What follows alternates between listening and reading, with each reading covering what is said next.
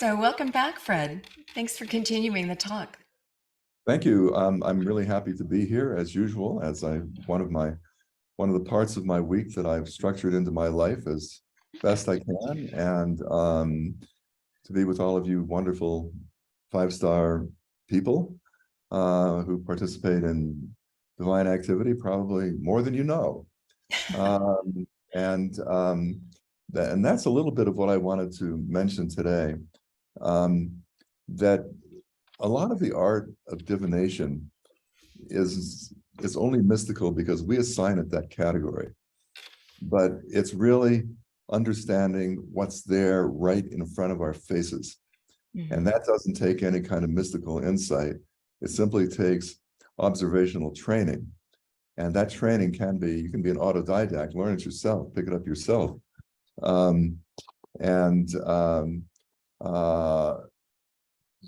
Just from walking around on the streets and observing.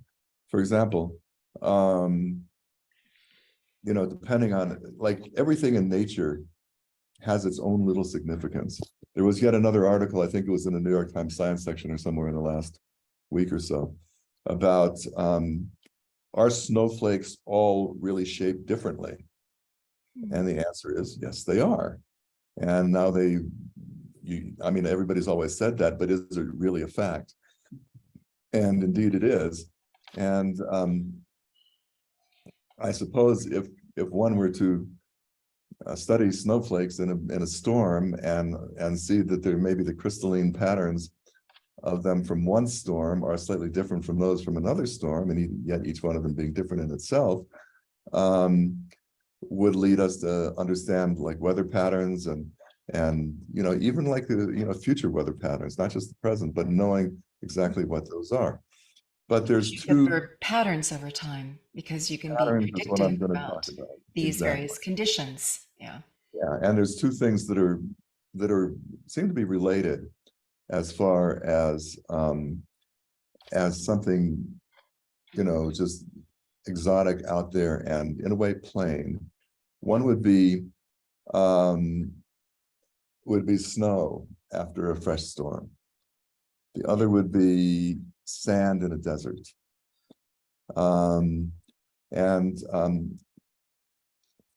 We know that sand moves. I've often compared the folly of trying to figure out what we're doing in life with a fresh layer of snow over an old layer of snow, or trying to cover over a sand dune with a fresh layer of sand. Well, what good is that going to do? It's all going to move around. But sand dunes and snow and all of that have tracks. I can look outside my window here and see that we got a few inches of snow in Santa Fe earlier in the week. Yet on the north side, which is what I'm looking towards the north side of the next door neighbor, my landlord's house, and I can see snow there because it's the north side, and we're not going to get much. That'll probably stay for a while until it warms up, which it is not so far. And so we can read the winds. We can read, you know, where settlements are going to be. I mean, if you're walking in the desert, and I know that Tony at least has walked in the Sahara, and it's possible that if you walk in the desert like that, you can begin to understand the signs of nature, sand dunes, and know that, oh, I can tell from the shape of this sand dune that there's a settlement behind it, or that kind of thing. I mean, I've seen this myself. Or somebody tracking the leopard through the forest, leaving very few prints, because you know the animal behavior, you know the signs to read. You can make these. It looks miraculous. I've once talked to a pilot who was looking at the clouds and telling me what was going on in the sky just simply by looking at the cloud patterns and how you would fly through that, or how a bird would. So I see your point. Yeah. Yeah, I mean, I've done a lot in the deserts in India and Rajasthan, and a little bit into Pakistan, but I mean, it's amazing how, I mean, in an overpopulated country, first, there's family behind every rock. But where are they behind the rock? And you'll be able to kind of intuit that. So a lot of it is intuition, but it's intuition based on experience and knowledge and understanding of how nature operates around you. I want to go divide this this week's session into two parts. One is I would just want to kind of talk through a few divination phenomena, practices, and then I'm going to want us all, whoever wants to do it, that is, to participate in a little bit of divination. Because there's hundreds or thousands of different divination practices all over the world, and I've seen a whole bunch of them, then we can kind of extrapolate and design our own little divinatory practice, self-divination, as it were. I And just want to mention that Fred is saying get a candle, a wax candle, a match to light it with, a little cup of water or bowl of water, and a spoon. So those are what you can gather around, and this will happen in the second hour. yeah, Fred, what is your personal interest? You've mentioned that you've seen a lot of divination. You've utilized a lot of divination practices in your field work. What is your personal interest in divination? well, I wasn't particularly interested in it when I began my higher secondary studies, as it were, but I think if you want to know the truth of the matter, I became interested in it actually pretty early in life, because I had a whole series of nocturnal experiences of exiting the body in what this is not a subject I want to talk about, but what's the difference between the subtle body and the dream body? That's another thing altogether that I'm not going to get into, except to say that in my dream body, I was able to travel around quite a bit around, I'm from Santa Fe, around northern New Mexico, southern Colorado, like that. And I realized that I knew certain things that I shouldn't have known. And I figured that there must be systematic ways to go about doing this. And then I attended various ceremonies and so on here in northern New Mexico early on in life, in which there was people who were able to divine certain things. Hey, this is my bird. Come on. I do parrot divination. He'll probably have his say in the matter on this. But once I started with my field work quite thoroughly in India, where I was for almost 20 years altogether, and a lot of what people did, I wasn't even aware there was divination when they would do these pretty complicated ritual procedures, and then it became more and more explicit with my more recent fieldwork since about 2007, when I started hanging out and living, actually have a house in the Himalaya mountains, where there are very complicated dialogues between a village deity, an oracle, and a client. And this is explicit divination, and that would be a whole different talk. And you've touched on that in previous I did touch conversations on with it, us. but I got so much material on it, and that anyway, I've witnessed a lot of divination of all different varieties. I mean, who knows? There's more out there, I'm sure, but it's a matter of looking around, reading nature, being able to understand that we are very permanent. Papageno, let me just get him. Hold on a second. Okay. He's adorable. Yes, he wants to know what's going on screen. Always. And if I go to another room, then he will protest. So, but there's a few things I want to talk about before we get to the divination practice. But what I want to say first about what we're going to do is, as Laura's saying here, we'll need some candles, like a candle. Just get some, approximately a spoonful of wax, and drip it into a bowl of water. That's it. That's all we need is a bowl of water, but it can't be pour it right in, or it'll all just clump up. But I'll tell you that as we go along. Okay. And all right. Then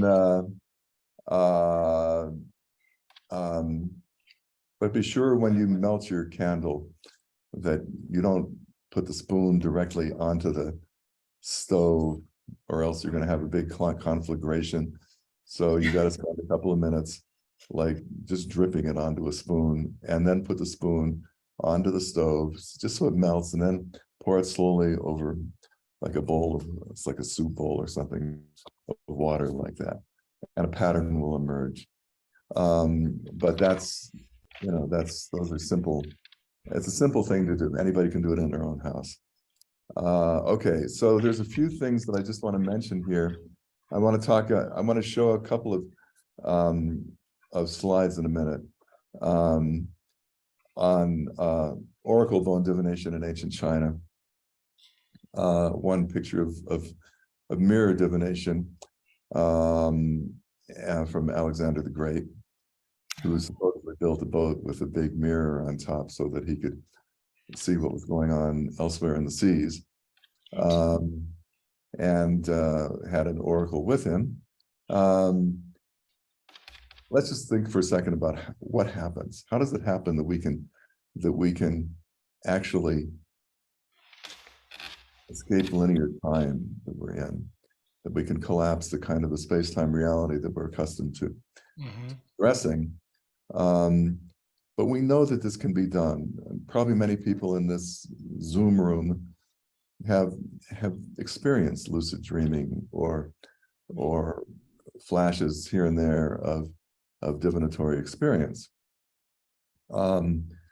Yet some people actually are able to do it pretty systematically, and there are methods of doing this.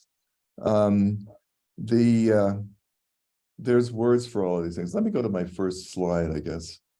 Oh wait, where is it? Oh, here it is. Okay, this is kind of what I'm gonna go through a little bit now.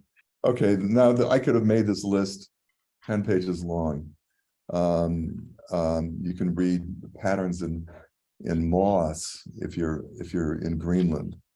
You can look at the patterns in snow if you're in the Northwest Territories of Canada, or sand if you're in Mongolia or the Sahara Desert or somewhere, probably even in California. There's so the scapulomancy, there's two kinds of scapulomancy. One is actually not the scapula, but well, maybe it is. One is these were practiced in Shang Dynasty China, which was from about maybe 1600 BCE to about 1100 BCE.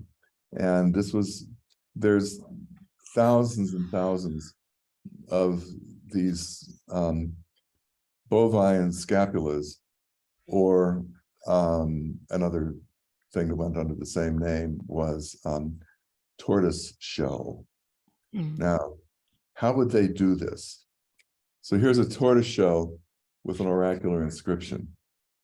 And these were used pretty constantly for about 500 years at that time in China. So what they would do is they would place the tortoise shell or the bovine scapula into a fire, and then they would take a hot stick, a hot metal stick, probably, maybe even a wooden one, and then poke at the scapula or tortoise shell.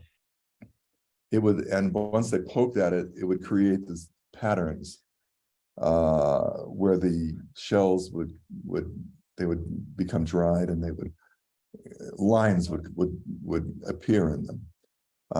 They, maybe if it shattered completely, that means one thing, but they wouldn't generally shatter, but they would just, patterns would be created in there. And there were oracles in Shang China, at least, there were oracles that were associated with different divisions of government. There was the Ministry of Defense, the Ministry of the Interior, the Ministry of Weather, the Ministry of Exploration, and different. I mean, China was highly bureaucratized at a very, very early stage in its history, perhaps more than any other ancient culture. So each separate division of government service would have their own staff of oracles that would periodically place a bovine scapula or a tortoise shell into a fire, and then through their own means they would read what the lines of it all meant. And sometimes they would refer to weather, sometimes where they would refer to whether they wanted to attack a kingdom next door or whatever. I mean, all of these little kingdoms were part of the Shang overall domain in northeastern China, eastern China. So there was a great deal of this that went on. Let's see, I think I have another one here. Yeah, here.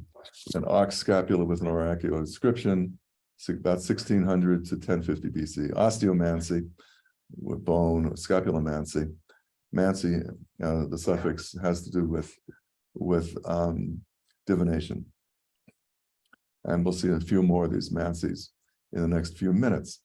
Did they put the symbols on the bone prior to putting the cracks in or the lines in, or did they put the symbols after the lines appeared, the cracks appeared? You can see from this that they actually put them in. Well, here's one. I mean, right here, it looks like this one might have been put in before, but yeah, it looks like they would put them in before, and then they would crack it, and then they would be able to read it orally. But that's a good question. But nevertheless, I mean, the thing is that we're not really able to read all of this. I mean, I studied Chinese at one point in my life, and I can tell you that in order to read a newspaper, you have to know 2,500 characters. And we got like 26 letters in our alphabet.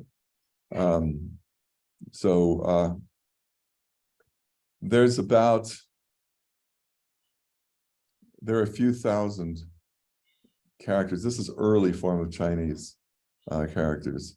And we can read about maybe 30 or 40% of it today, just based on how these would have evolved into other more recognizable Chinese characters. But we cannot, these have not been fully deciphered. But interesting also are the lines. If these are the natural cracks from the heating up of it, they're very orthogonal. You wouldn't expect them to be so symmetrical in the lines, or that one piece would create kind of a circle amidst it, would you? What I think is that circle on the right side must have been where they poked it with a stick. Because a tortoise actually has, a tortoise shell is divided into 13 pieces. Plates, yeah. Plates. And so the fact that it would crack like this was, I thought about that. I thought, well, that's interesting that it cracked just like in this natural way, rather than along the fissures of the natural shell. And here in the next one, we see this oracular inscription here. I mean, some of these characters like can be fairly well discerned, but some of them, which are parts of present day Chinese characters. I mean, this da here, which means large, in later Chinese, what it meant in those days, I don't know. But they were able to, anyway, use these as general predictors. So you had scapulomancy, which was used in statecraft, used in shamanic practice. And another thing that we have is tasseomancy. Tasseomancy means tea leaves, reading tea leaves. Reading tea leaves is really fairly recent phenomenon, produced by the British. The Europeans were very much into a lot of different kinds of divination, old European esoteric traditions. But they didn't start reading tea leaves until they could get tea. Tea came from China first. Actually, you wonder if it came from India, because everybody in India drinks chai. And the short answer to that is that tea was exported in two directions, and there's two, just a short philological note here. There's two words for tea in China, in Northern Chinese. In Northern China, coming across the Silk Route up into Europe, you have the word tea, which became the European word for it. And in Fujian and Guangdong, Hong Kong, and so on, by the Sea Route, they had another word, cha. So we have these two different words entirely. But tea first, from Northern China, migrated to Europe. And then it's actually the Europeans, it's actually the British, who reintroduced tea to India, believe it or not, in the late 1800s. So there was no tea in India before. About that, yeah. Only because of the power of advertisers did chai become the national drink in India in about the 1940s and 50s. One could see where it would be popular if you're sitting around drinking tea and you've got tea leaves left in your cup and you're looking at the pat. You could see. I mean, it's something you're doing on a daily basis. And you will see that. But reading tea leaves for Northern Europeans and Brits was really way more convenient than the next thing here, which is horospex. Horospex is the name of it's a noun of somebody who does something, who reads entrails, horospicy. And we'll talk about that in a minute, but let me just show you a couple of reading of tea leaves, because this is also germane to what we're going to do in a few minutes with our own little practice.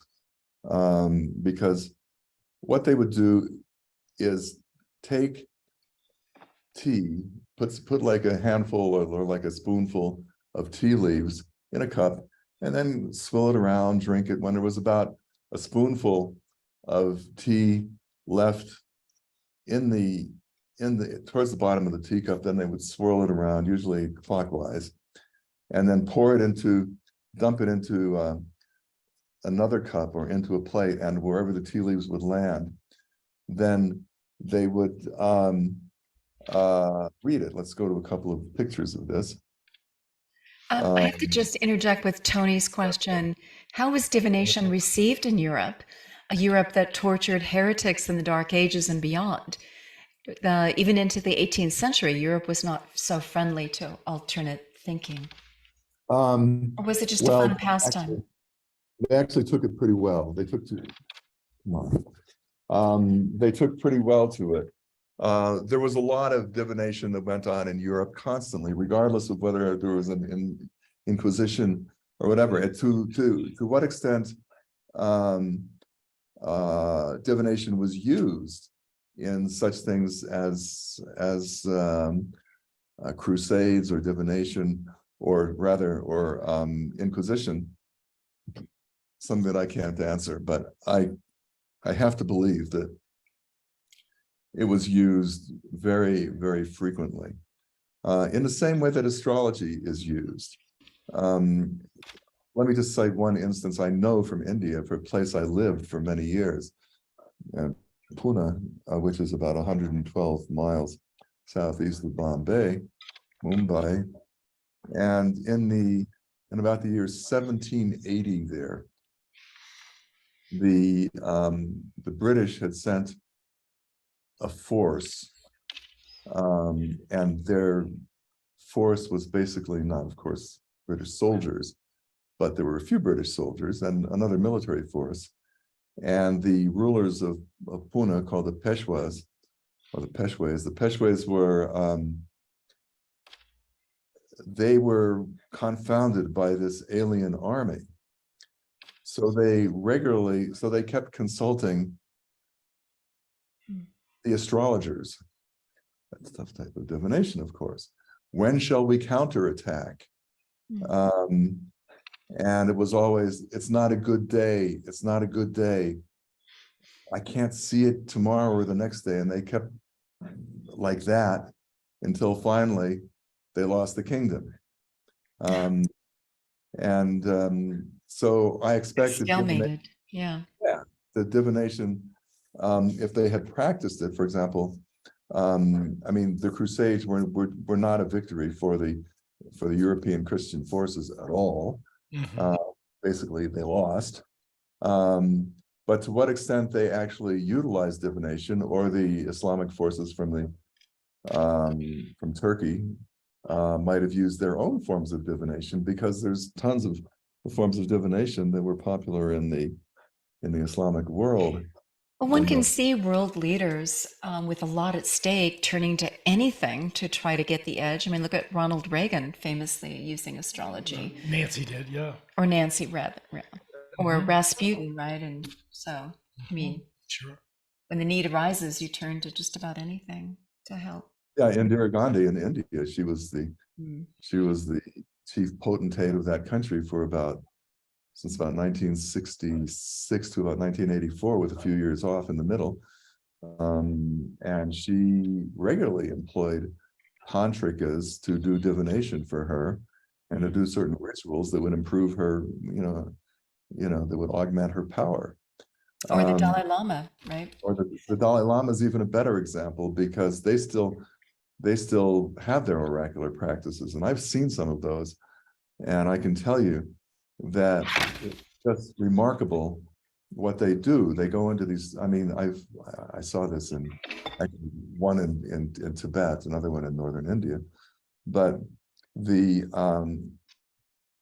oracles have, like, I mean, their headgear must weigh supposedly around 80 pounds. Wow. And they need help from a couple of people to lift these things onto their heads. But then they go into these trance states, and it's like feathers. And they dance around, and they go in, and they speak in their own peculiar language, which is only understood within their circles. And then somebody will translate that to, like, the Karmapa or the Dalai Lama, or some other major Lama. And so this is still done. And the Dalai Lama, I mean, who knows English and has lived basically in contact with the West since 1960, which is now 62 years, 60 years since 1959. He sounds very rational. He speaks rationally. He does. He gives orderly, logical discourses. And is very acute to the knowledge of human nature. Yet he has an unshakable faith, you might say, in the state oracle. And look how honored he is around the world. Honored around the world. So here's another oracle bone from Shang Dynasty, China. You can see this is really pretty complicated here. So So this is, I don't know what this says. I have these translations on something else, another document, but but this was definitely, part of state legislation would be done as a result of what was done with these oracle divinations, with this oracle bone divination. So it's very common in China, and maybe that's what's kind of leaked over into Northern Europe, into Northern Asia, Tibet. And but I mean, in Tibet, of course, there's a lot of influence from Siberia, from different kinds of shamanism there as well. Mongolia, China, their own indigenous practices. Since I've been to Tibet, I can tell you that it's a really, really remote part of the world. And yet it's a place where practices like this could be internally developed, with a few people migrating and, walking across from Mongolia or Siberia or China like that periodically, even from the West, might have influenced some of their divinatory practices. But let's move on here. Okay, here we go.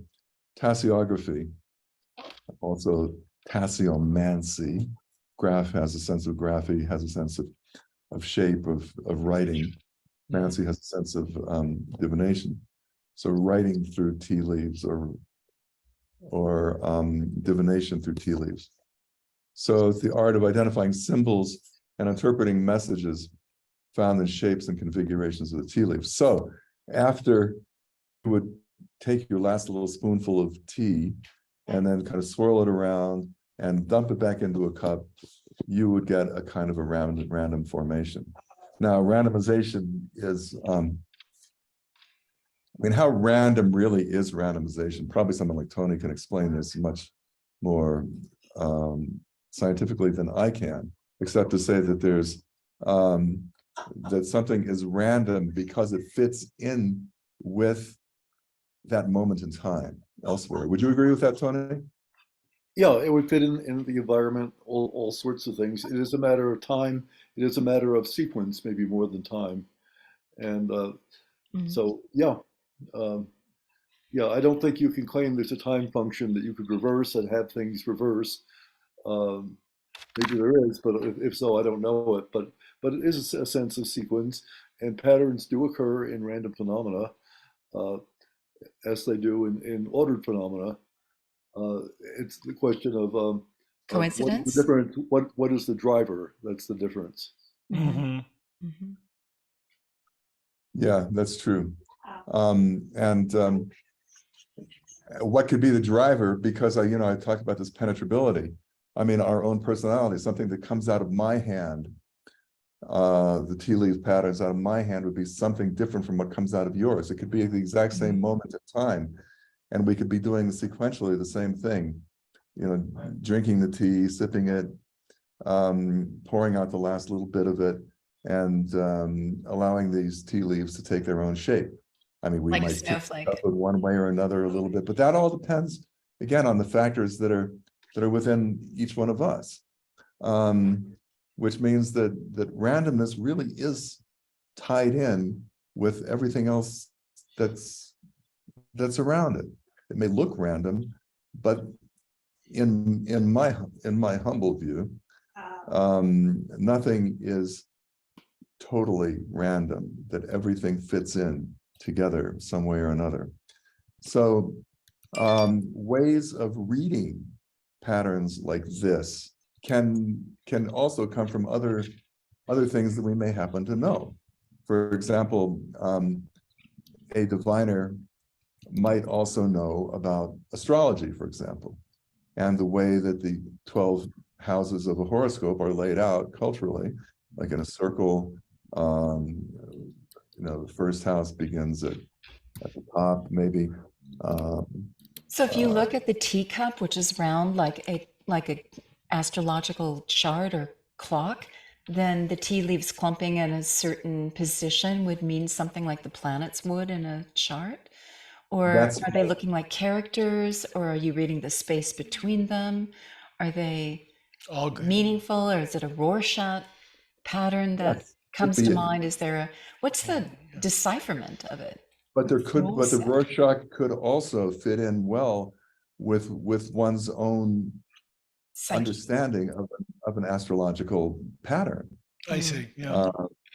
So it's not like it's one or the other, but there may be multiple layers of what contributes to reading this. For example, since I know Indian astrology pretty well, and Western astrology pretty well, and I can see, for example, if I got this from an Indian chart, and I could see like the first house, the rising sign would be up at the top of the chart, and second, third, fourth, fifth, this would be in about the place of the fifth and sixth houses of the horoscope. There'd be something clumping up there together. What's going on as far as our knowledge of sixth house? Is there something that does it look like there's something happening to do with fifth house affairs or sixth house affairs, or would the handle of the teacup be the north? Would it be the top? I mean, where's the top, so that you yes, see the I suppose orientation? that also depends on how you put down that cup. Yeah. Well, that's another. And your Sure. orientation to it. But and again, it could be random. I mean, the T handle could have been over here or over here, anywhere, but then your reading of it would have been different. Exactly. If you're using like an astrological circle or pattern as your guide to understanding it. But that's part of the randomness, of the beauty of randomness. Mhm. I mean, The shabooey of it. Yeah. that identifying these symbols. Let me just look at the next one here. But that's very different from a mirror, where maybe your eyes shift into a different mode and you start seeing a projection onto a clear or reflective surface. So That's true, but it all depends. But in the mirror, which I'll get back to in a second after we're done with the tea leaf thing, here, I looked at this one for a minute, and I looked at this wavy pattern. This is what kind of jumped out at me. Wavy line on the west side. Waves, water, maybe foreign travel or crossing the ocean or something like this. I'm not, I cannot claim to read this for another person, except to say that maybe there is something within patterning that could be universal or sort of universal. And here's something up in the 11th house area. Maybe there's something, something gained, a very big gain in life. or it looks Something. like the continent Asia, maybe that's the signal to go there. So who knows what you're going to read into it. Yeah, it's, but something like this could indicate that there could be gain coming from foreign travel across the waters, that kind of thing. But it depends on the clarity of your own mind, how much you can empty out your mind of your own predispositions when you look at such a thing. This is the whole key to oracular divination, is that they have to have the ability to clear out their own mind and senses. If you can, a success of an oracle or of any kind of divinatory practice depends upon the ability of the diviner to relax the patterns within your own mind. To pick up new insight. I like the I Ching for that reason. No matter which hexagram you pick, it's going to give you some fresh insight, just because you're going to apply that to whatever you're asking about, and you'll get some new perspective, right? You could hardly miss. Brilliant for this. It's like the best diviner you can possibly think of. Yeah. And I know people who have spent years and years and years just thinking about and studying the I Ching with its 64 different hexagons and it is, I think the I Ching and tarot are probably the two most interesting forms of fairly complicated divination that I can think of. Yeah. But I mean, I used to do the I Ching all the time. The first time I ever threw the I Ching, as a matter of fact, I was like sort of an idiot savant, like 18-year-old in a psychiatrist's office in Santa Fe. And the psychiatrist said, for people like you, I've got one thing. And he pulled out these yarrow stalks and said, throw them. And we sat on the floor of his psychiatrist's office in Santa Fe. And he systematically divided them up and all that stuff and came up with a reading, which is the same reading that I've gotten many times since then. Oh, interesting. 31 transferring into 1, which is trouble in the beginning, but success in the end. I mean, I couldn't have picked that, you know. There's no way. I knew nothing about it. I never heard of it. And but it kind of got me into studying Chinese, I'll tell you that. Interesting. Yeah. But here we can, it depends on our own predisposition, what we see. We see a big empty spot here in the middle. You know, we see something up on the northeast sector, something that looks like waves or water or Japan or something on the west. Whatever we want to see in it, whatever we can see in it, but we've got to empty out our minds and look at these things without forcing ourselves. That's the important thing, is without forcing ourselves. Let something emerge. Yeah. Okay. I want to go back here to Alexander's mirror. This mirror was a painting by an artist in India in about the year 1593 or something like that, under the reign of the Emperor Akbar. And the artist's name was Dharamdas, a Hindu artist, who obviously knew Persian. There was a lot of translation between Sanskrit or Hindi and Persian in those days. But it's an imagination of what Alexander's mirror looked like, based on a description from an 11th century text, which is based on a description from a 3rd century AD text, which is based on the records of Alexander's mirror like 600 years earlier than that. So this is, I mean, it's kind of amazing just that this very painting came about.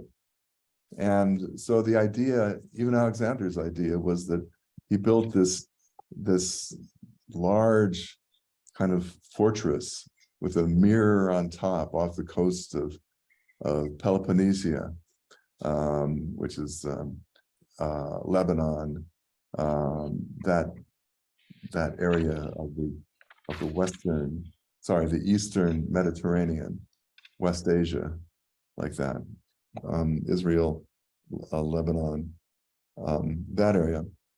And in order for him to know what was going on in other parts of the sea, but it wasn't that the mirror was supposed to reflect that, but that there was an oracle. There was this major oracular tradition in Greece, as you all know, the Oracle of Delphi and all of that, where they were able to see what was going on elsewhere. So wherever you have oracular knowledge, what is oracular knowledge based on? Divination. But wherever you have it, there has to be the psychological aspect of it, which is you have to be able to clear out the rubbish from your mind through some practice or other, some sort of meditation, clearing, whatever you want to call it. And every culture developed its own means of doing it. So here we have Alexander and his crew of diviners here, and this is Persian script above and below. That is describing what's going on. Okay. And the mirror is located atop the tower. atop the tower. Atop the tower. how would people get up there to see into the mirror? Was that the point, or was the mirror No. symbolic, or was it I think just that kind the of tuning mirror in into this, energies? What was it doing? I think the mirror in this 16th century, 1593 painting could not have been exactly what it was in Alexander's day, 2,000 years earlier than that. So it's a symbol of a story. Okay. It's a symbol of the story and of the fact that there was writing about Alexander's mirror at that very time. But this is a mid-Mughal dynasty artistic rendition of it based on a description from Amir Khusra about 500 years earlier. So there was, this was an amazing kind of divinatory practice. So mirrors were used. I think last time I did point out, I did talk a little bit about mirror divination in Tibet and among Tibetan Buddhists. I was able to actually look at and study certain Tibetan oracles, mirror divination. So they had real mirrors, and they would clear out their mind and look in the mirror and get into these trance states. And but anything can be used.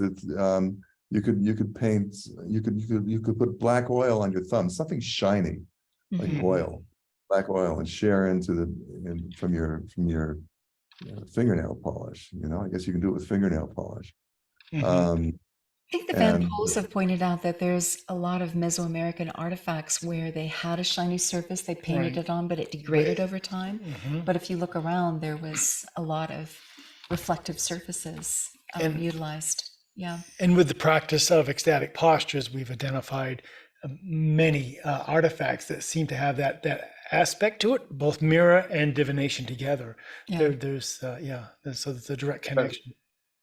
That's a really good point, Paul. And I wonder whether, when we do our little divination in a bit, whether there's a certain pose that you think is more conducive to divination. I mean, I've seen people doing postures sitting cross-legged in front of a mirror, or standing with their arms raised or with their arms lowered, or just different kinds of postures like that. Yeah. Let me just say a couple of words.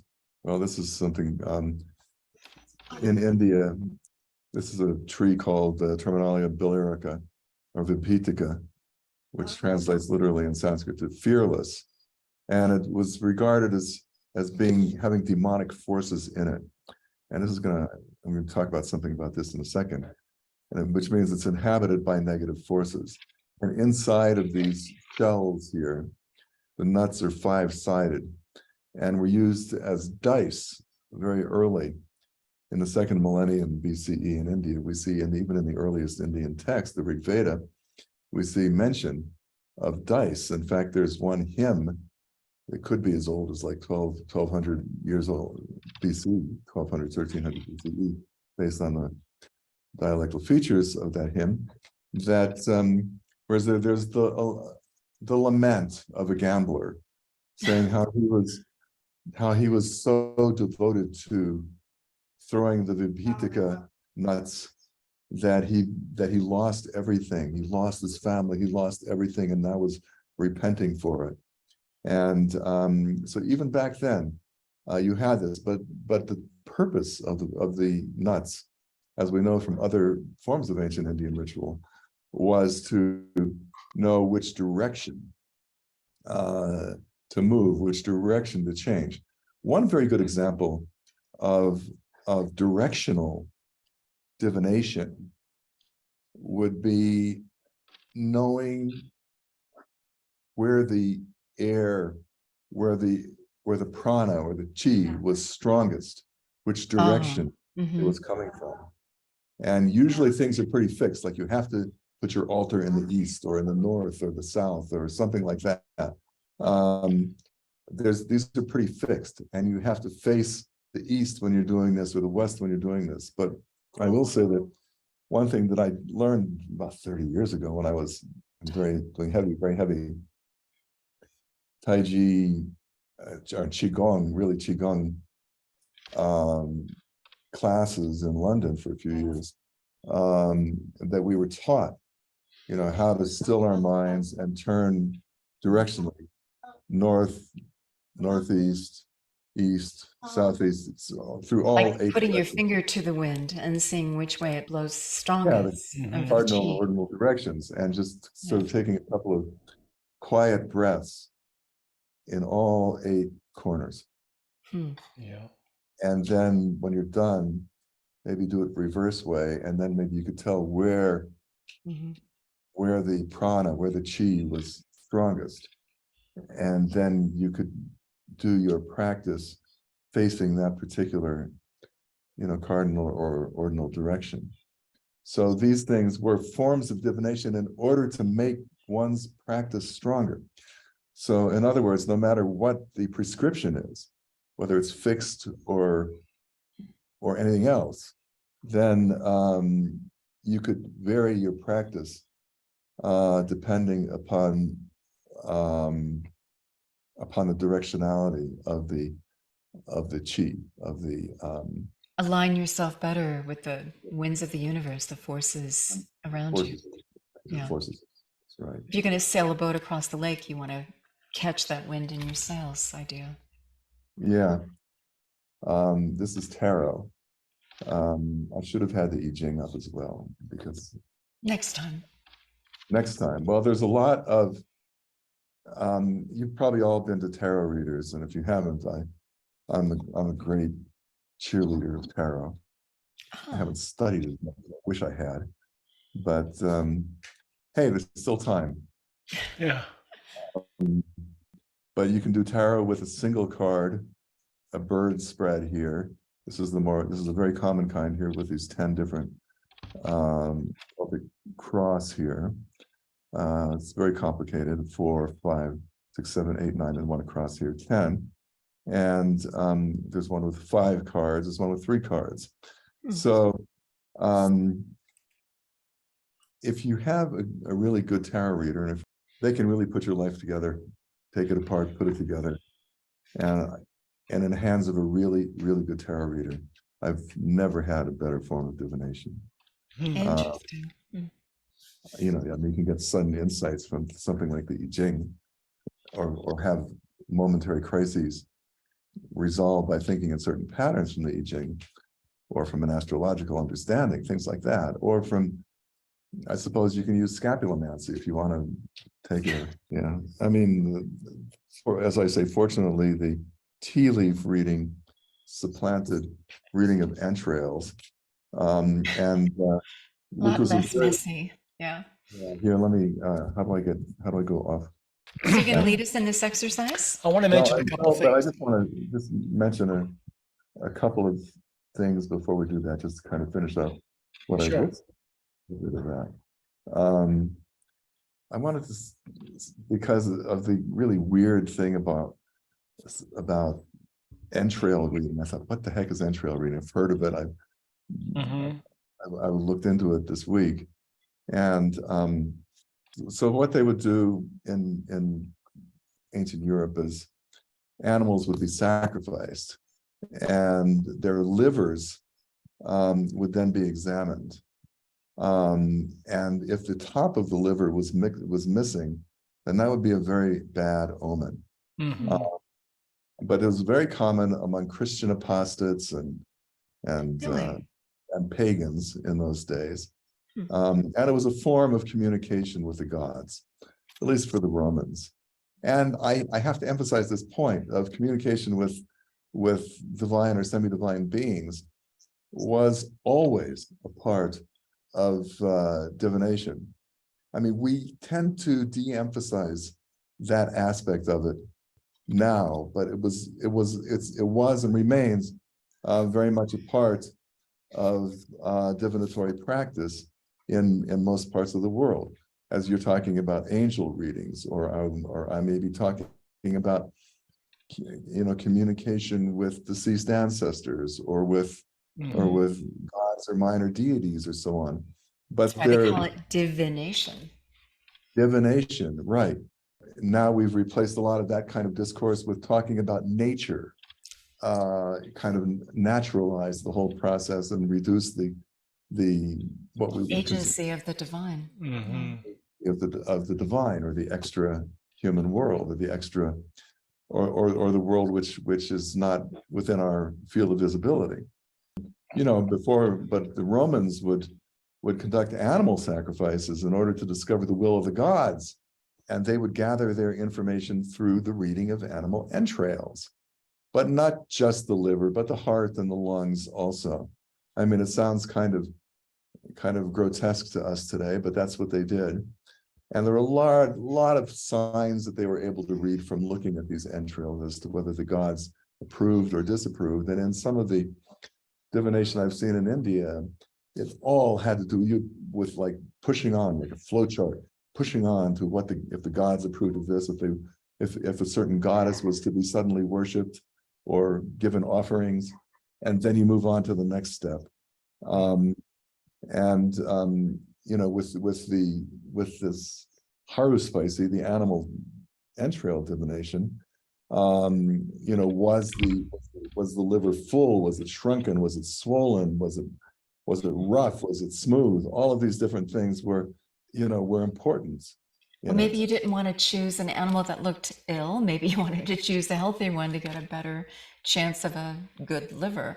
But doesn't it all harken back to this idea that when we are in right action with the gods, with the universe, with ourselves, with our community, then good fortune prevails, right? And then rituals applied to kind of right that relation. So even if you throw the dice, if the gods are smiling on you, then prosperity and abundance and all that you need, you're in the flow. There's such a baseline idea. Yeah, no, I agree with you. Yeah. Absolutely, that's the case. Yeah. But what I want us to do now is break into the next section. So sure.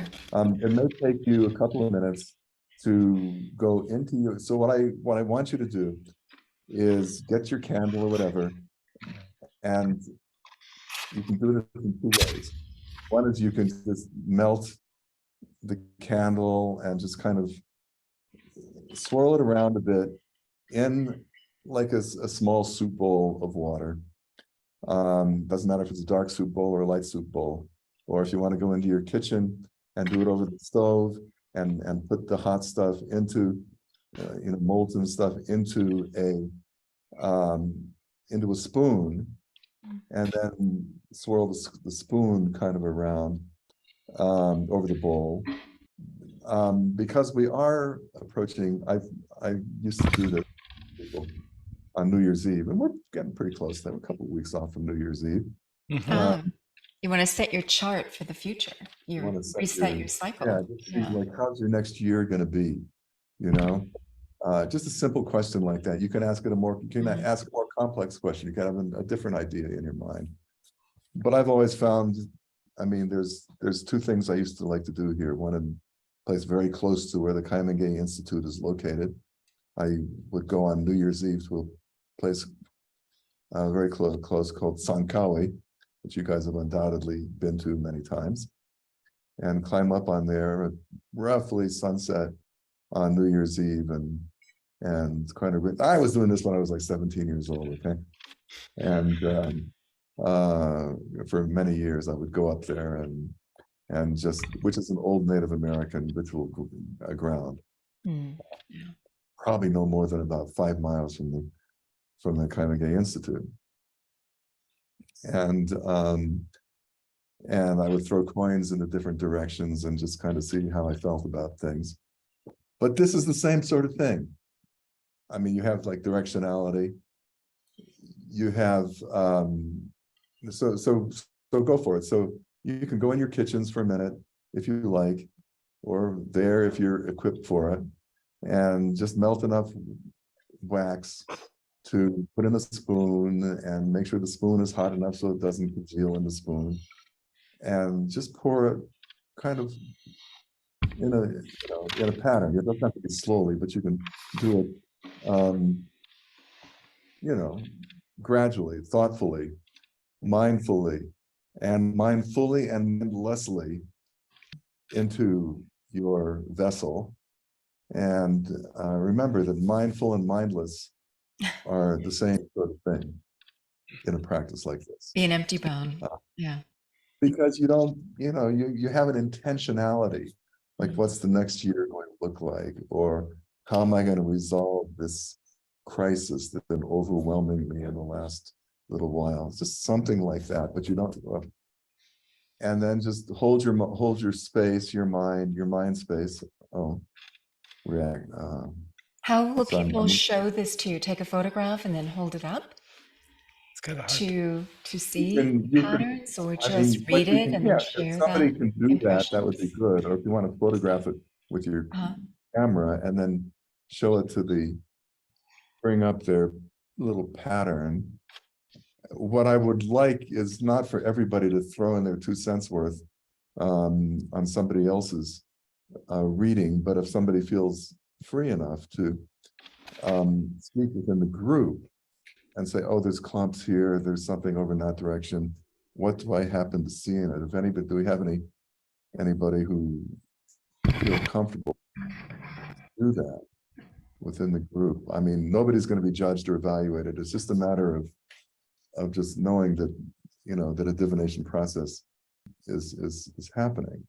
I'm not asking for confessional. Uh, Do you want to share something, Paul, to get started? Well, we did the process. I was going to share a picture on screen, but it's uploading. It's kind of not. Yeah, you can hold up the camera and we can get back. We can to try it viewing and see you. how well it'll work. Yeah. There you Yes, go. So we've got two So, intersecting lines. Let's see. okay, you have one going left, right, one horizontal line at the top, and then a vertical one on what is to us the right side. Yeah. Does that speak to you in any way that It looks like a bird at the top with a beak and an eye, and like a giant emu. Yeah. But it's also the element of a plane of energy going one direction, but then now it's time to go integrate it from the above and below perspective as well. Now I also see these going like this, like a mountain. Yeah, it's still moving. So yeah. They've come together. It in likes to different swim directions. around in the water. It's moving around. Interesting. So Yeah. Oh, Tony. oh, See if I there we can go, do that. Tony. Yeah. you like share screen with them? Yeah, I got Tony's. Yeah. Yeah, the bowl's there for Tony. Second, let me get back to Wow. Lots of speaker. detail. Okay, What do can you hold it up again, Tony? I just had to get the microphone going again. Okay. Now Pull it back towards close you. towards you. Yeah. Pull the bowl towards you a little A bit little more. bit more towards you, a couple inches. Yeah. Okay, all right, that's another inch back towards you.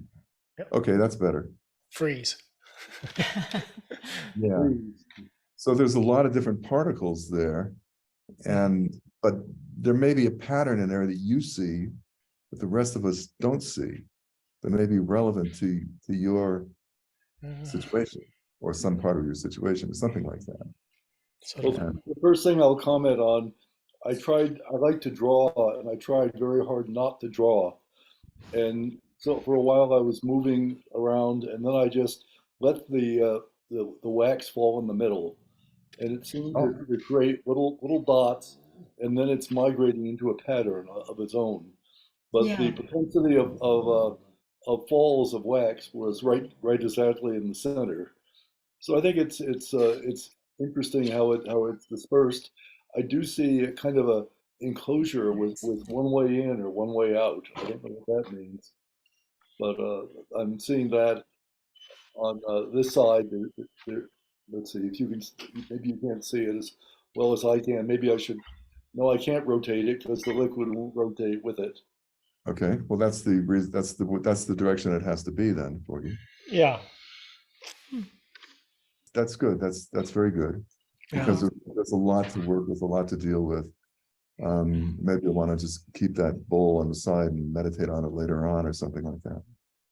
And interestingly enough, as I talk, it's continuing to evolve. And now there's an opening with 2 passages. But it's closed on mostly on 3.5 sides. And then there's like a bifurcation. So anyway, it's who knows? It's interesting, but this did take on a life of its own. This was not how I painted it. Indeed. Yeah, no, this is something that I've done fruitfully on a couple of New Year's Eve parties I attended in Germany with some colleagues at Heidelberg who I've been working with for the years, and about 6 or 7 of us would do it at, not at midnight, because if anybody's ever been to Germany on New Year's Eve, you know that it's major fireworks night. So, once the fireworks are over in every town, then maybe we can sit down and do our divination sessions. Yeah. But it's always been something that we've always remembered doing. Hmm. Well, what kind of insights arose then for you? Just before the pandemic, must have been 2019, January 1st. What it looked like, yeah, there was 3 of us, me and this professor at Heidelberg and a guy from India. We've been working on this translation project, and all of us had readings where there was like a solid line in the middle. I thought, I don't know what that means. And the other people had different kinds of lines, different kinds of clumps and lines and spots and patterns. And now I can look at it in retrospect and see what it meant. It meant that our project was going to come to a halt for various reasons. And it did, because of the pandemic. We still A have line in the sand Yeah. that you couldn't cross. the line in the sand. Hmm. Interesting. And I mean, we've got to get back to it. But yeah, I think that I can read it in that sense, Mhm. at the moment at least. Well, we've been doing in the last 2 months, we've been doing what we're calling art in spirit postures, and this is where we encourage people to, if they see imagery, to document the imagery.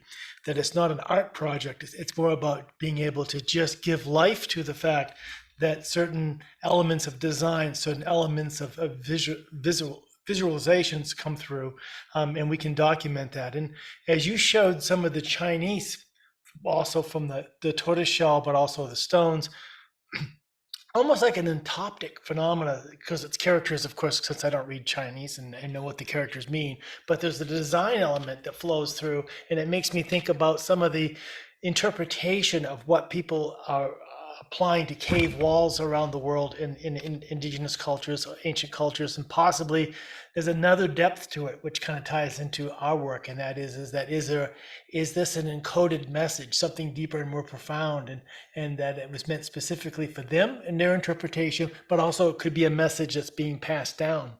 So you mentioned yeah. the entoptic phenomenon, or just geometric symbols that Right. commonly show up in Right. trance, and we see them on cave walls and other Right. artwork, but also some are so universally meaningful and decoded the same way, and others are more abstract. I'm of the opinion that whatever system you use, you're rather setting up a system for your unconscious or for the divine elements to communicate with, or whatever. And it doesn't matter what system you use, just use a system so that there's a means of communication, self to self, or higher self to small self, or self to the universe, whatever. Right. That you just develop a language and a code, and then go from there. It seems to me sometimes, but yeah. And another element for me personally has been the fact that at the Institute, we built this 40-foot labyrinth. And so for me, the labyrinth is a process of divination. I find myself being able to just know where I need to be going, where I'm leading in terms of leading workshops, and what the next segment will be. And there's just a time, and maybe that old idea of when we settle down and stop. In today's terminology, I got a hunch. I feel a hunch. I feel some knowingness. Pay attention. Pay attention to what's next, and giving it, maybe not making it so out there, but it's something. Move into the knowing within. That's always moving there. into the knowing within. Yeah, that we all have those signals, and it only takes a moment to connect with that. And sometimes it's the outer. I love the idea of mirror, talking to Tony, having one of the world premier people in terms of the world of science, understanding the polishing of mirrors and what today's world of mirrors mean. And then us going back to the idea that mirrors go back to the ancient civilizations using as a process of divination and revealing from one's soul knowledge. Oh, treating ourselves as the instrument, right, of divination, being both diviner and divinee, putting ourselves in that position to see more clearly, even momentarily as a glimpse. So all of those things on the table. Yeah, very interesting. So anyone else been practicing with the candle, the wax, the water process? Or maybe you have another insight into divination itself you'd like to share. Danica wants to share. Yeah, I mean, I just want to comment. I really appreciate this conversation, and I guess I think I mean, I didn't try the candle thing experiment, but like, one thing that really spoke to me is the kind of the innate, like, what conditions are needed want to be able to kind of open up to receiving these messages, you know, in terms of like what's next. And I think, I mean, at this day of age, and I'm speaking this from my personal experiences, like I feel like there's a lot of, with all the technology that we have, which we utilize even right now, but like there's a lot of noise. There's just a lot of noise happening in the world. Yes. Left and right, and people, and it affects people profoundly. And, you know, I think for one to be able to even get to this place, like you really need to kind of tune out that noise and find a way of living, if you will, to where you are able to connect first and foremost with yourself. And then when you're able to do that, you will be better connected with others, and you will be able to see others more clearly too, you know? Just Knock on the door and then trust, right? Yeah. Knock on the door, be open, trust. What do you have to say? And as I said, one of the things paralleling what Danica is saying reminds me of the beginning of our conversation when we talked about people who use these long hikes, these walks, these travels of themselves to just clear themselves and have that simplicity of life of just one step at a time, and what that reveals to a person. I know one time Laura and I were visiting her father's business in a parking lot, and here comes this guy down the sidewalk on a donkey. On a donkey. Yeah, On a we donkey. said, what is he doing? And so we went over and talked to him, and he says, I wanted to offer the donkey water. What do you need? What can we do to help? and he said, oh, I just graduated from college at some university in California, and I want to just enjoy life as slow pace as possible. I want to taste So I can life. see everything And we said, around me. do you need a place to stay? No, we're going to keep moving. He said, people offer us places to stay no matter where we go. I'm meeting some of the most amazing people around the planet because I'm taking time to just work. I can't remember what miles per hour would be, like, 5 miles a day or something. But the other thing was, we had this conversation, and he pulls out this little tiny notebook, and he says, I have to write that down. He says, when I hear something for 3 times, Right. then I know it's important. Right. So I'm going to write that down. That simplicity. So, So that's divination. I mean, Yeah. Was this donkey donkey on the divination. streets of Seattle? Is this like on a street corner in Seattle? Yeah, this was on the east side of Seattle in the Bellevue. Yeah, exactly. But yeah, it was totally not. I mean, just he's was along in the woods, but he'd along come the down interstate. for supplies There is and no nature trails where he was hiking. No. He was going down the main roads. So what? Yeah. Dum, dum, dum, Anyway. dum. Yeah. I think Wow, Chris wanted thank to you. say something. Oh yeah, and Christine Van Poel. Oh, yeah. That was excellent, Fred. Thank you so much. I realize I have a lot of holes in my knowledge, and I like something that Paul said with the Upper Paleolithic cave art. And one of the things I was thinking, where do we see similar phenomenon in North America other than what in the ethnographic record? And then I got thinking about rock art. And I was thinking, did anybody ever write about divination in rock art? We always talk about shamanism in North American rock art, but we never talk about That the was my divination point. aspect of the rock art. And then I got thinking, Fred, I may have to borrow your brain and work on a paper together on rock art. So, and I also want to say I'd love to have had a semester long class with you. That would have been a really wonderful time. But anyway, this is really fabulous. You got my brain going, and my wax experiments just looked like blobs of wax on water. I'm like, I don't think I can read them. They just look like blobs. One thing I want to ask both of you. So Christine is an anthropologist, archaeologist, Fred as someone who's looking at ancient religions around the world, and you guys have you two have permission to explore personally divination practices. You're just doing research in your field, right? This is what ancient people did. We study ancient people. Let's go look more deeply into their practices. But what about your colleagues? If you're there conducting some divination, or you have kind of a line on some of this, do you have colleagues that maybe it isn't part of their purview, Oh, sure. that are privately coming to you and saying, gosh, da da da da da, but they're a little I'm bit interested. Just don't tell anybody that I'm interested. Yeah, maybe they're keeping it a little bit on the QT and the down low. What they're thinking truly. Do you find that? Yeah. My experience, then I'll let Chris speak, but because she's got probably I bet her experience is the same as mine. I mean, here we are, like, stuffy academics, like teaching in universities. But, if I were to do something like this in a faculty meeting, and I would have these people harumphing it, they would all sort of trickle into my office later on and say, how do you do this? Exactly. It's the very question I'm asking. Yeah. I'm in a scientific anthropology department, so they would think I was nuts, and they would probably not come talk to me. I'm kind of on the fringe of my department anyway. So anthropologists can be amazingly judgmental. I'm always surprised with how judgmental my peers can be. And they definitely right now in our department is definitely on the side of science. And what's also amazing, if you read a lot of ethnographies, is how anthropologists will try to talk about sleight of hands or trickery, or this is just made up, there's no science. And so even when they have these incredible experiences, they spend more time trying to explain it away than actually thinking about what Fred's saying with the pattern. So sometimes, I shouldn't say this in a public forum, but sometimes I'm really disappointed with my peers willing to explore ideas or think about, people are saying this, how it might work. And that's bad grammar, but that's okay. But how might this work? And what are the mechanisms that might do this? Is it these patterns of snowflakes and understanding these subtle patterns like Fred said so well at the beginning? So anyway, I think that in my field, there's still a lot of room to grow.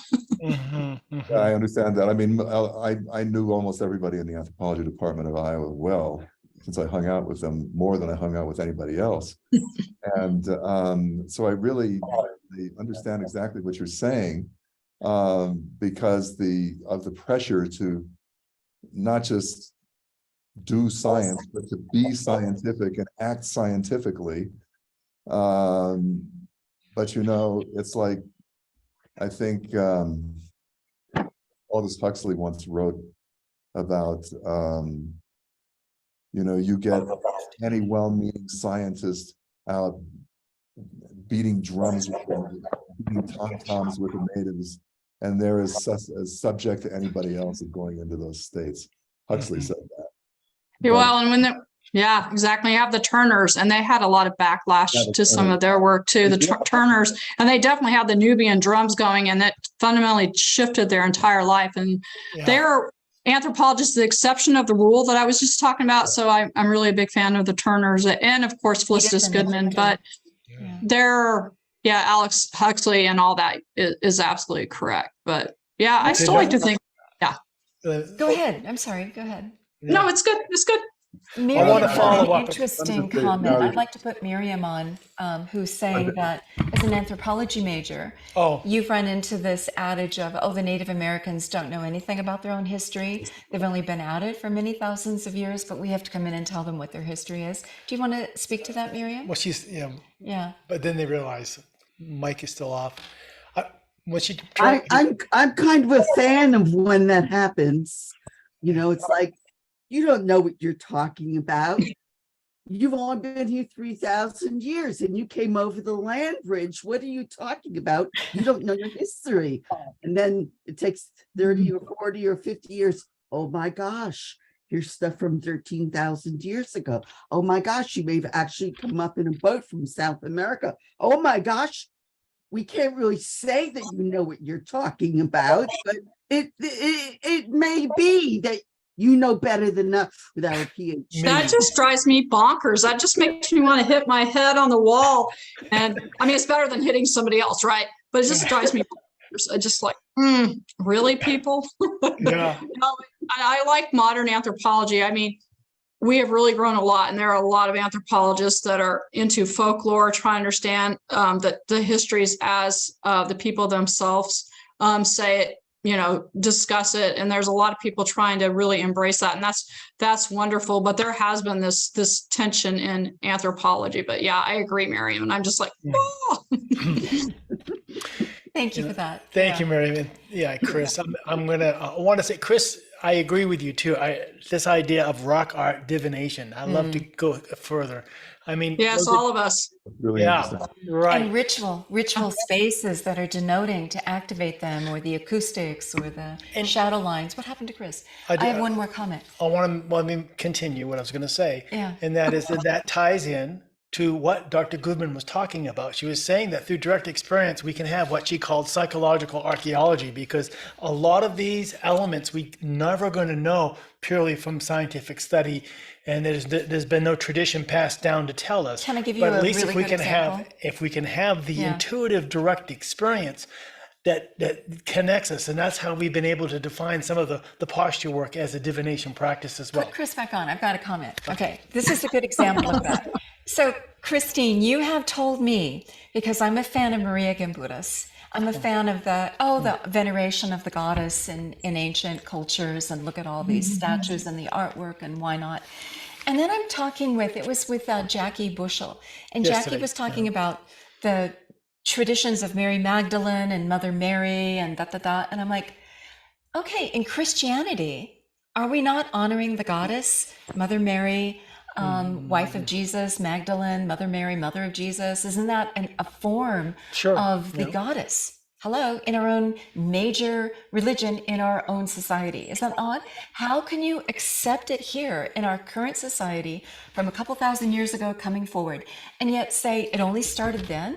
And it wasn't there in the Paleolithic, or wasn't there in the Neolithic, or wasn't there in earlier cultures? How do you get away saying there was no honoring of the goddess when the artwork says it, when our own culture does so in veiled ways, and when it's so obvious, and when you've got these principles innate? Is that a form of misogyny that's going on in our culture today to deny that? I do not understand that one. It is so obvious. There's so many forms of that. Now, John, and also, you have that to- experience of the goddess coming to you and embracing you and filling you up. Have that experience, and then tell me that you're going to deny it. Yeah, well, you're going to say that if I could have it, other people couldn't have it, earlier people couldn't have it. Come on. I'm sorry, but yeah. But I would love both your comments. Well, no, I agree with you, of course, that there's been a lot that's been kind of just not addressed by academics. I mean, there's slowly openings are being made into understanding, for example, that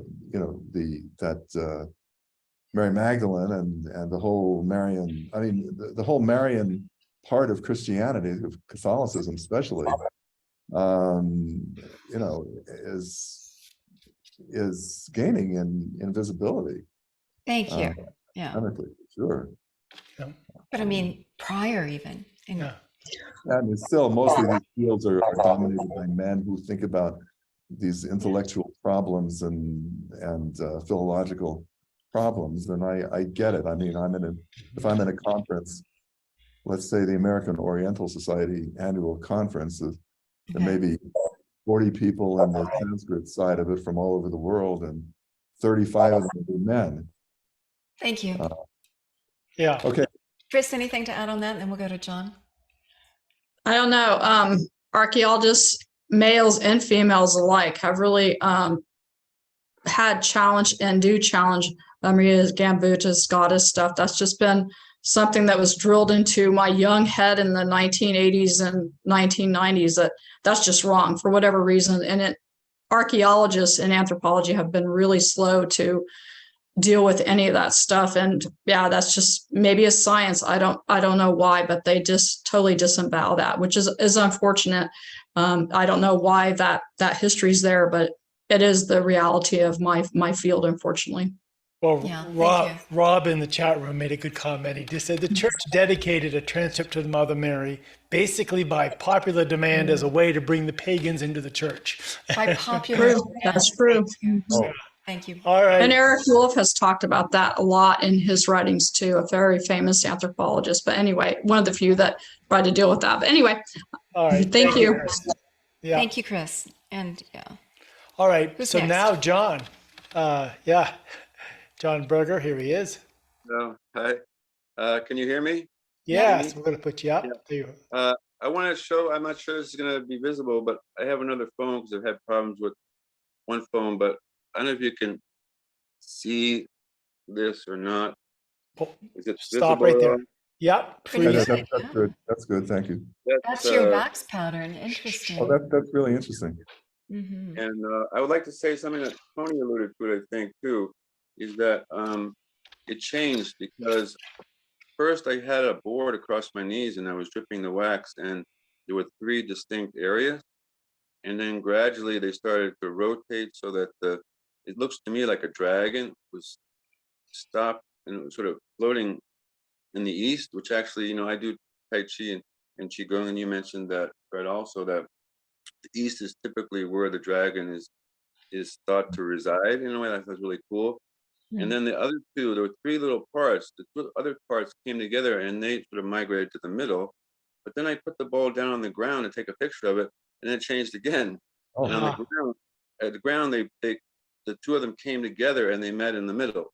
So I thought it was very fascinating. I haven't had time to really, you know, sort of think about it at all because I've been listening to what you're saying. But I'm going to go back and look. I took several pictures at different junctures, and they're very distinct. And I feel like the direction in which they were seems important to me. And I'm really intrigued by your conversation because as you were talking, and you know, I was listening to you. I was kind of waiting to speak, but listening. It was interesting that what I was thinking about also was that I heard someone a while ago, and I've listened to this talk. I can't think of the person's name, but he's sort of an expert in Greek, and he was talking about the hymn to Hermes. And if you ever listen, it's a beautiful story.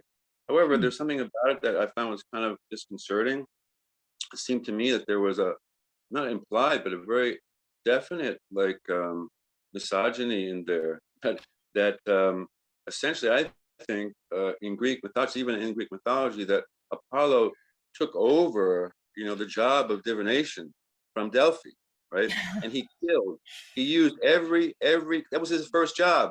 He's just a teenager and said, go and kill the beast. Well, the beast was actually the Apollo was the Delphic oracle, which was the Pythia. And he had to shoot from the sky, which is a brave dude, every arrow in his quiver, every single one, because he had to kill that snake by striking it in every part of her body, not just in the head or in the heart. Every part of her body was filled with life. And in order to subdue this animal, he had to shoot it with every arrow that he had. So, and then he goes and he sits on the omphalos, which is the navel of the earth. So he clearly is trying to take over something which I think is really not his. And so to me, that's really kind of a tragic thing. I guess what I feel like is I wonder if there's different kinds of divination. One is more feminine and one is more masculine. Because in this story about hymn to Hermes, what I found kind of repulsive almost was the guy was laughing. He was talking to men. It was a men's group thing. I wasn't in the men's group. I'm listening to it, and they were laughing about it. He was saying that in this hymn to Hermes that there had formerly been these bee maidens that did the divination. Oh yeah, ha ha ha, women did. And he said they weren't very good at it because depending on whether or not they'd had honey, that changed their reading. So, well, hey, that changes your reading, doesn't it? Whether or not you have access to sort of life and flowers and sort of pollination and fecundity and all this stuff. To me, it was really profound, but they were mocking it. And it was really kind of, to me, kind of unseemly. But anyway, I'm going to stop talking there, but I feel like what basically the last point I'd like to make is that it seems to me also in I Ching and in the Tao Te Ching, there's sort of an overlay of a former, probably matriarchal, a former more feminine wisdom, which has been overlaid with a more masculine interpretation, and that it doesn't sit very well to me at all. And I guess I'll stop there. All good points. That's not surprising at all, John. That you would have this feminine energy, feminine energetic forces that would be reinterpreted by men. I mean, you find that everywhere. I find that very strongly etched in classical India, for example, and classical China. But yet the rituals that you have described to us and shown us footage, very much a young girl or women were part of that, being the oracles, being the mouthpieces for the deities. So, and look at the Gilgamesh, right? The Marduk and Tiamat and Gilgamesh. I mean, another let's slay the feminine principle. Bonnie Glass Coffin. We want to invite her back to talk more about female shamans of Yeah. of the Let's Andes. schedule Oh, her. that'd be So, great. Yeah. yeah. So, John, good insights and good. and very good interesting comments. patterns and observations when you sat Yeah, with yeah. it. Yeah. And yeah, I like always you, appreciate your and when you insights, mentioned there John. was a change and a shifting, Tony said, yes, mine too. And I think, we're all Yeah. seeing maybe Ours too. Yeah. it's alive. And Yeah, divination It's mean, got a it's story, not just one To comment. me, but a I'd say story. one more thing and then I'll stop. Is I feel like that's really important that it's alive, because I feel like, quote unquote, it's not really fair to say this is masculine. It's just how masculine has sort of become stereotyped. Is that it has to be sort of a fact and a determination. What these men were laughing about was that the reading was sort of an implicit meaning versus explicit. Implicit meaning is poetic and it has multiple interpretations, just like tea leaves. No one can say it means this absolutely. Where does it say that? It requires a person to enter creatively into the interpretation. They're participating in it. So Right. I feel like that to Yeah. me is really at the heart of this participation, and it's like what Fred is saying. How do we not empty our minds exactly, but you could say empty them of preoccupation or of pat answers, and let something rise, just like Delphic oracle. Someone was rising from the dark. It wasn't freaking coming down from the sun. It's like, okay, everything's got the shadow and everything. It's radically different. So anyway. Beautiful. But I what said are the the same thing. stories that we're telling ourselves, and what is the subtext of the stories? Even the Big Bang Theory to me is like, oh, male ejaculation. Hey, we've created the world. That's the male thing to do. When you could see the cosmos as a creative womb, as a womb of creation, right? It takes two to tango, and two forces coming together to create. So, really, what is the subtext of the story? You can look at the symbology, the gestural, the deeper meaning. I think that's something that we can start to ask ourselves in how we orient ourselves to ourselves and to the world, and what does it all mean? Thank you, John. Thank you Yeah. for that. Yeah. Yeah. Thank you. Oh, it's so nice to talk to men who are pro women. Oh, well, that's pretty easy to find in this group. Yeah. Who else wants to share? Yeah.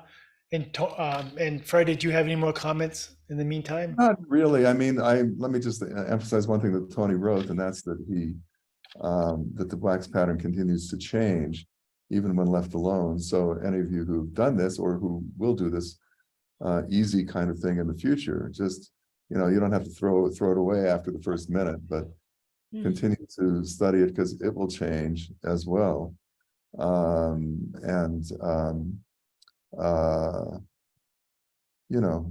Because it's the product of a certain moment, and that moment that entity itself will change. And Tony, you have your hand up. Yeah, I'm just asking if the very active changing in the motion itself might be significant. Not only that things could change from moment to moment, but maybe there's a trend that's developing. And all this operates, surface tension is operating on the wax. I, for some reason, got small pieces of wax. I think Paul and Laura got bigger ones, and they may move quite differently. But the small ones seem to have mobility, And it does seem like there are forces, even in static shape, that keep it moving. What's the chi that's moving this little pond over here inside this cup or this glass? Yeah. Tony, I want to say another thing. You have an interesting divination practice where you put a line on a page doing art, and then you kind of see what wants to emerge through your hand, which is being guided by when you let go into that still state, is being guided by some other agency, even your subconscious mind or what your own self wants to reveal to yourself.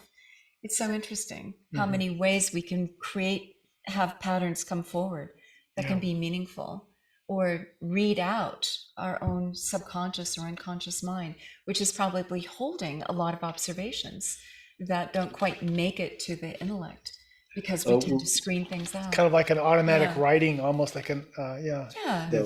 Would you like me to comment, or? Yes. Well, yeah, that's why I brought it Yeah, up. okay, yeah, okay. I travel a lot, and I'm often in Europe and other places, and I tend to favor sidewalk cafes. And I'm usually alone. Occasionally, I'm not. So I carry a small set of watercolors with me, and I develop some rules uh, when I paint. One rule is first of all, I allow myself only to make two conscious marks, and perhaps I'm responding to the landscape. And then after that, the second rule is the brush leads the hand, including selecting colors and where it goes. And the third rule is never ever try to do a good painting. Yeah. Right. And sometimes these patterns arrive, which are very interesting. For example, I was in a Kurd restaurant in Edinburgh, and the owner came over and said, "Oh, you just painted the Kurd flag." I had no idea what the Kurd flag looked like. And I had absolutely no intention for that. The other thing that happens, sometimes I feel inspired to write words. And it's almost like I don't know what the next word is until I've written down the word that's at hand. And it's kind of like messages, messages from the other side to me. So anyway, I'm revealing far too much about myself, I think. Yeah, that's good. Scientist and mystic combined. I might have trouble with that in a faculty meeting, but who knows? But thank you. Oh, You know, thanks, and Tony. we've had David Elkington talk about how cymatics patterns can show up in these ancient sites that look very similar to the symbols that are there, and how you can, there's just patterns in the landscape that can come forth when you're receptive to them. And yeah, it gets so interesting. So this is such a handy and easy way, be it tea leaves or wax dripped in water, to kind of ask patterns to come through. Well, we're all looking for answers. We're all looking for direction, and this is the time of year where people say, "Okay, New Year's coming. I want to. What's ahead? What can I do differently? What have I? What patterns have I been stuck in? What rut do I want to break out of? How can I take advantage of all of the who I am as a human being? What I have to offer? What is it? What is the next step? And so divination, whether you call it divination or not, it's almost that whole process of just self-reflection and bringing forth knowledge of what is that particular gift you have as an individual. I would say that it's more accessible than our culture allows us to believe, and that it's a radical act to say, I am in touch with this. I can access this. I can put my finger to the wind in multiple ways and see a little further and farther. And I can tune my physiology, my being to receive that. I can turn on my receptor sites for information. Yeah. So would you agree with that, Fred? I think it's far more accessible. Oh yeah, for sure. Yeah. Something I heard throughout this from Fred, from you both, I think from others, that when one has exposed themselves to some form of divination, information comes out that the other side could not possibly have known. Yeah. But I think that's really interesting. And I have many examples of that, maybe through this practice and other things I do. Even the process of discovery may come from the other side. So it's all a very interesting thing to me. It's sometimes a matter of relaxing and letting the flow come in, and stepping back in some way in quiet and seeing that. But so I really appreciate this talk. It's there are fun and difficult things sometimes to get our arms around, but maybe the important thing is just to sit back and have fun and enjoy it. Yeah. That's, Yeah, that's the key. let me just point out something here that Dave Flegel just Yeah. a website for molybdenmancy, molybden, I think this is lead, where they would pour lead into, I haven't looked at the site, but they would pour lead in the same way, or maybe other kinds of metal into water with the same kind of divination. I should have mentioned that earlier, but yeah, thanks, Dave. This is Yeah. good. Yeah. Yeah. Well, lead melts at a very low temperature. Miriam has a picture up. I'm very curious. It's yours, Tony. Oh. Oh, okay. You sent this All one from right. Germany. Oh, yeah. Oh, I did. Okay. Oh, that's one of your paintings, Tony? Yeah. Ah, Very cool. interesting. Yeah, Beautiful. yeah. Wow, This is beautiful. what happens. Uh-huh. Yeah. When you let Yeah. the pen Very dictate, good. yeah. Let it Yeah. flow. I have Thank no you, idea Miriam. what's going to come, but Yeah. I want to say that you're all invited to our Wednesday sessions Right. at the same hour that we start here. This to open Wednesday, we're going to be doing a special solstice celebration. celebration. Tony's going to come and speak for a few minutes as well. And we're going to be doing a posture specific for the solstice. But every Wednesday, we're doing what we call art and spirit, where this kind of thing of pen to paper, crayon to paper, whatever people have, and just see Yeah. what's there. And a lot of times it's just people, they said they didn't have a premonition prior. It just was there when it was time to draw. It's just, everything It's amazing comes what forth. you So- can reveal to yourself so it's in sort of, these it's ways. it's an extension of all of Yeah. what we're talking about. Uh, Thank you, Tony. Thank you, Tony. And, Fred, you mentioned Oh, that thank you. I Ching was one of your favorite forms of divination. Do you think you could come back and give us a talk on that? On each Oh, of I don't know if I could do Insights? that, but I might know somebody who could do that. That would be fun. Okay. You said it was one of your favorites. Yeah. Yeah. Oh, yeah. And I think just introducing some other element to muse upon and try to connect the dots is always going to reveal some interesting insight. And what does chance have to play? What if the gods have to say to us, in what ways of communication, right? What is meant to come and be the Rorschach blot that's going to be meaningful in our minds? There's so many ways of looking at it. So, And thank you. a couple papers have been spawned today. The rock art divination Oh, project yeah. that we're talking about with Christine and Fred. Tony And talking. Tony's got a lot to say about Well, rock Tony's. art. What? How about the mirrors from the ancients to the James Webb? I mean, we've got this. What is it that we're doing with mirrors and how it reflects back on ourselves? This is a profound conversation as well. I'd love to have That's a more. good point. Yeah, let's talk Yeah. about that too. yeah, well, music has been associated with magic, and music has been associated with magic, and mirrors have been associated with magic. I'm sorry, in many ways, and it's also interesting that we do not see ourselves the way others do in a mirror. Yeah. Yeah. No, Explain that one. Yeah, we don't No, hear ourselves. I'll if you save would- that. I'll save that for the future. But We'll save you it, know, but let's do it. and then you put a little bit of power on the mirror, and it really changes. And then you create a prism, and then you have another transformation. So there are yeah. a lot of things that happen that let you see Okay. the world differently than we do in our ordinary way with very simple devices. So yes, We're gonna do Our eyes do operate differently than a camera, than a mirror. let's all go to New Mexico, go to Tony's house. We'll do a mirror divination practice. He can seat We'll about get Fred 20 over people there. comfortably. Yeah. And yeah. All right. All right. Thank you All so right. much. Appreciate Yeah. Fred. Fred, you all did it your- again. All your explorations Thank you all for into the making it interesting happen. corners and Yeah. temples and rituals of India and beyond. And I appreciate you sharing them with us today. Yeah. You've had adventures none of us will ever have. So So- it's fun to We all have an own advantage. live it Yeah. through your. Okay. Oh, All right. Well, blessings thanks to a lot. you. We really appreciate you all. Yeah. Yeah. All right, everybody. all right, bye bye.